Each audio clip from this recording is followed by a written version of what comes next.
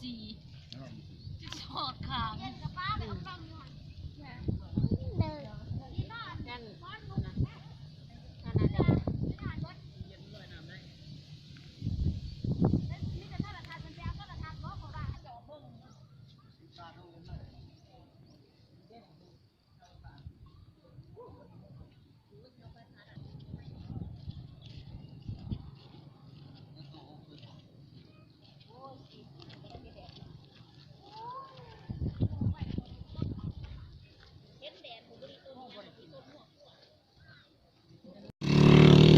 บรรยากาศยามค่ำๆพี่น้อง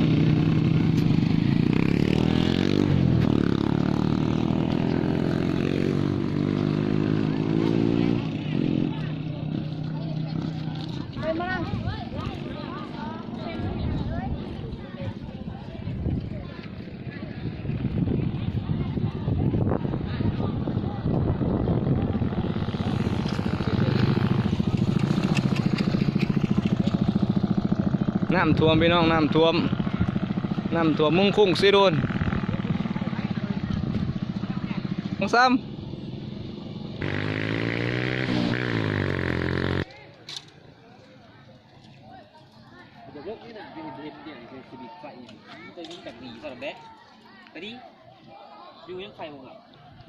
น้ำท่วมสปป.ลาว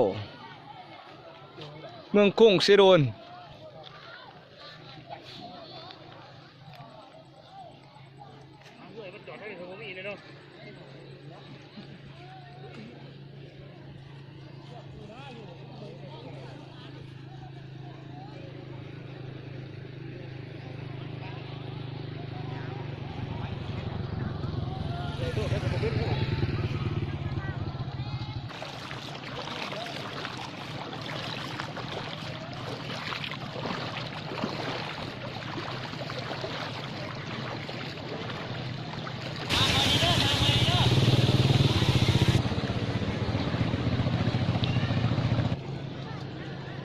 เรื่องไหนเนาะ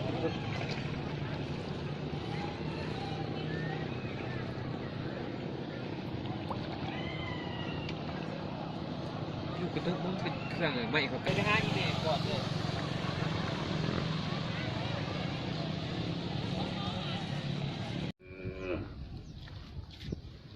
น้ำท่วมพี่น้องน้ำท่วมบ้านนาลาน